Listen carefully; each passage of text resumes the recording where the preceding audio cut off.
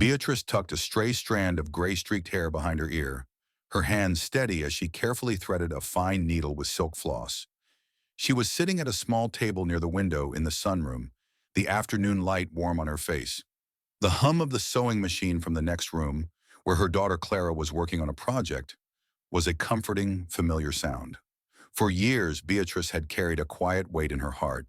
It wasn't a sudden, dramatic sorrow, but a persistent ache, woven into the fabric of her being by unkindness endured long ago. From a shy girl with spectacles and a mop of unruly curls, she had learned to make herself small, to seek refuge in books and quiet pursuits like embroidery, where she could create beauty on her own terms, far from the critical eyes of others. Nasty remarks about her appearance, snickers about her quiet nature, had echoed in her memory long after childhood ended, leaving a residue of crippling self-doubt.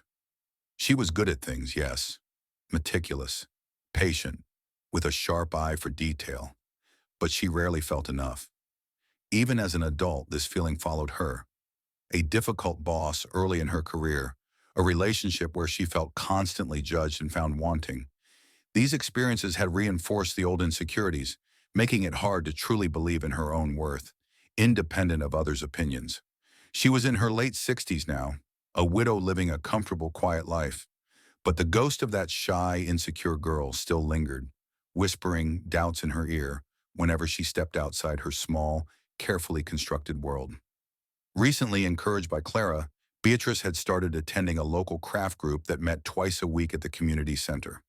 It was a way to meet people, to share her love for embroidery and knitting, to maybe, just maybe, feel a sense of belonging she'd always craved.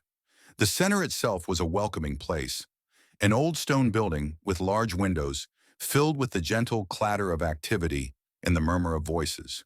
The craft room was bright and airy, smelling faintly of yarn and beeswax. Most people in the group were warm and friendly. There was Agnes, the silver-haired dynamo who ran the community center, her smile as bright as sunshine, her hands always busy organizing, encouraging, making sure everyone felt included. There was Charles, a retired woodworking enthusiast who often joined their table, sharing stories and offering quiet compliments on their work. But there was also Lydia. Lydia had joined the group a few months after Beatrice. She was loud, confident, dressed in vibrant colors and statement jewelry. She spoke with authority about her own crafting projects, elaborate quilts, bold knitted sweaters, often making subtle, seemingly casual remarks that managed to highlight everyone else's perceived shortcomings.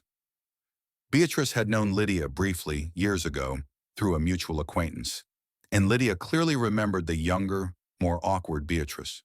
Her manner towards Beatrice was particularly condescending, a thinly veiled pity mixed with a patronizing sort of encouragement. "Oh, Beatrice, dear," Lydia would say, peering at Beatrice's intricate floral embroidery. "That's sweet. So delicate. Of course, it's not quite the statement piece, is it? But lovely for tea towels, perhaps?" Beatrice would simply nod, her heart sinking a little, the old voice of doubt whispering, "See? Not good enough. Too small. Too dull."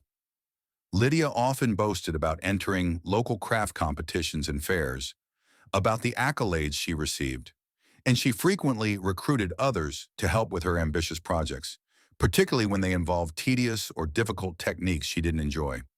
She quickly noticed Beatrice's meticulous skill, her patience with intricate patterns.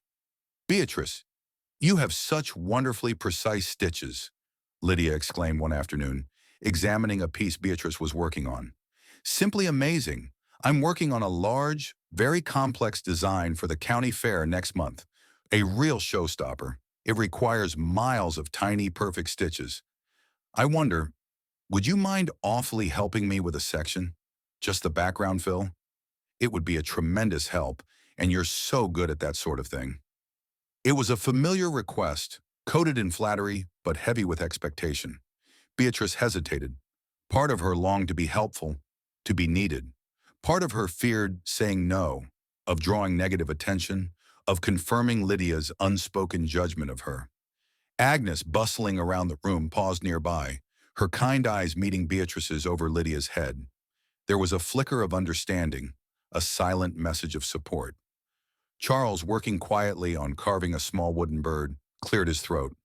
Beatrice's own work is so stunningly detailed, he commented, his voice mild but clear. It must take all her time. That intricate rose she's working on. I've never seen anything like it. Lydia waved a dismissive hand. Oh yes, it's fine, Charles.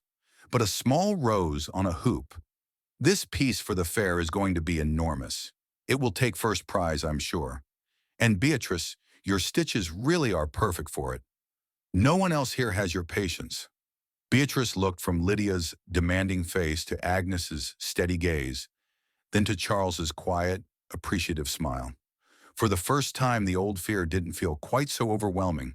She remembered Lillian, her grandmother, whose strength had been quiet, like deep roots. Lillian wouldn't have let herself be used, not like this. She would have valued her own work, her own time. Taking a deep breath, Beatrice met Lydia's expectant gaze. I'm flattered you think my stitches are so good, Lydia, she said, her voice soft but firm. But this rose is for a gift, a very special gift, and my own work. It takes all the time I have right now. Lydia's smile tightened, her eyes narrowing slightly. Oh, well, suit yourself, I suppose. Some people are content to just keep pottering away on their little projects, aren't they? The implication was clear. Beatrice's work was insignificant compared to Lydia's grand endeavors. Beatrice felt a familiar sting, but this time it was different. It wasn't just hurt, it was a spark of quiet defiance. Her work mattered to her. Its value wasn't measured by size or competition prizes, but by the care and love she poured into it, the quiet joy it brought her. Agnes smiled, a warm, approving smile. Charles nodded, his gaze full of respect. Lydia, clearly annoyed by Beatrice's refusal, gathered her materials with unnecessary clatter.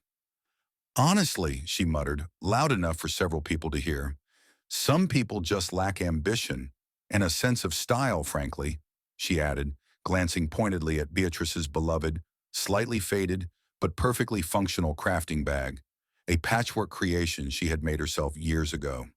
It was spacious and practical, but admittedly not flashy. The old insecurity flared. Beatrice instinctively pulled the bag a little closer. It wasn't fashionable, no, but it held everything she needed, organized just so. It was hers. Charles's voice, quiet but resonant, cut through the awkward silence. I think Beatrice's bag is wonderful, Lydia, he said.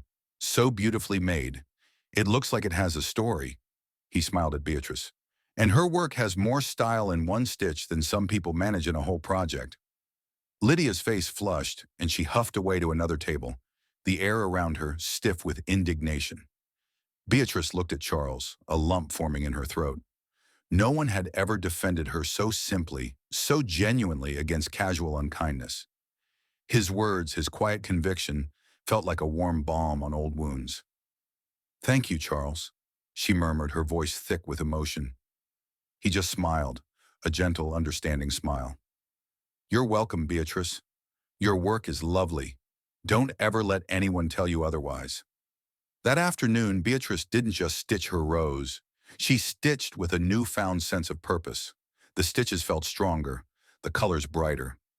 Lydia's attempt to turn the group against Beatrice backfired.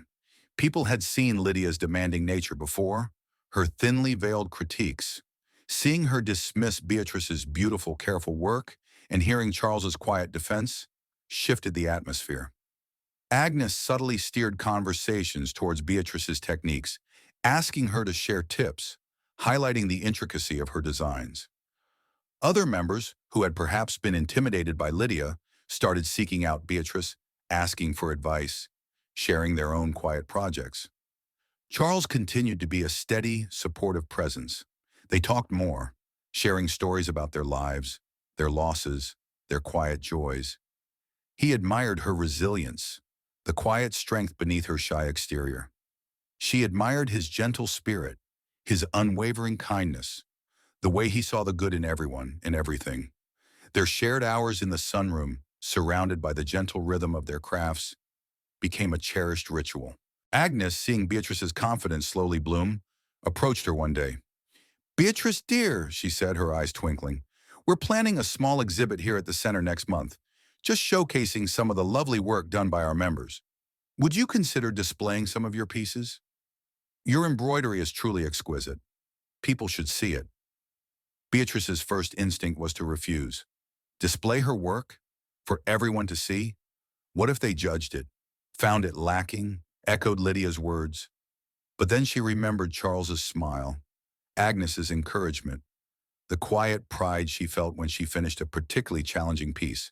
I, I would like that, Agnes, she said, surprised by her own voice. Thank you. The exhibit was a quiet success.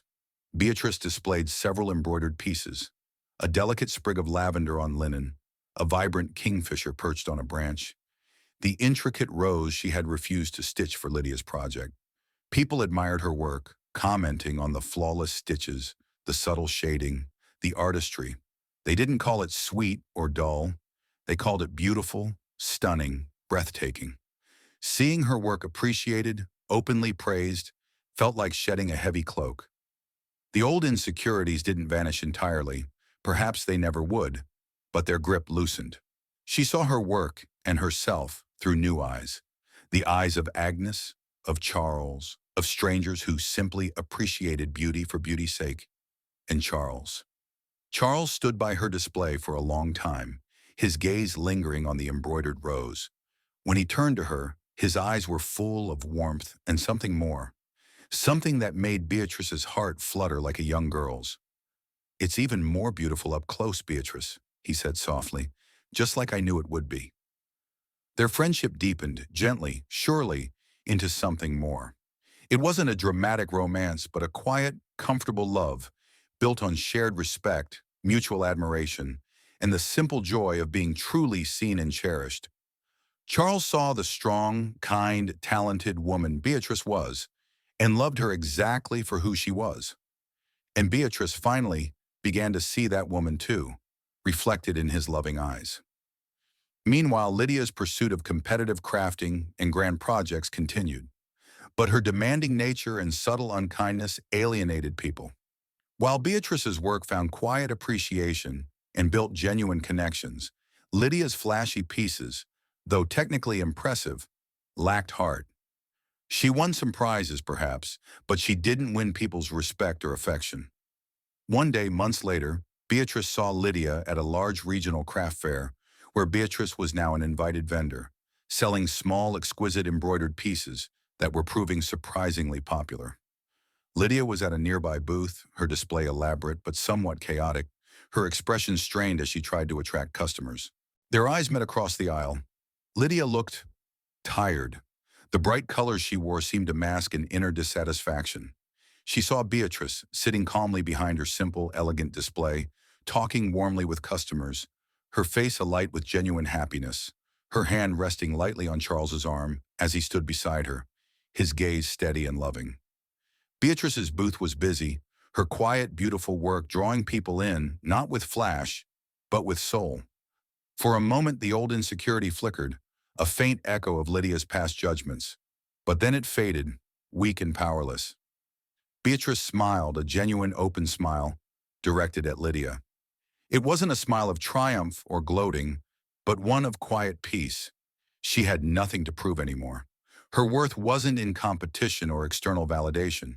It was in her hands, creating beauty, in her heart, full of quiet joy, and in the loving eyes of the man beside her. Lydia looked away quickly, her expression unreadable. Beatrice turned back to a customer, her smile soft. She knew now, the unkindness of others could wound, could leave scars, but it didn't define her. True worth wasn't loud or demanding.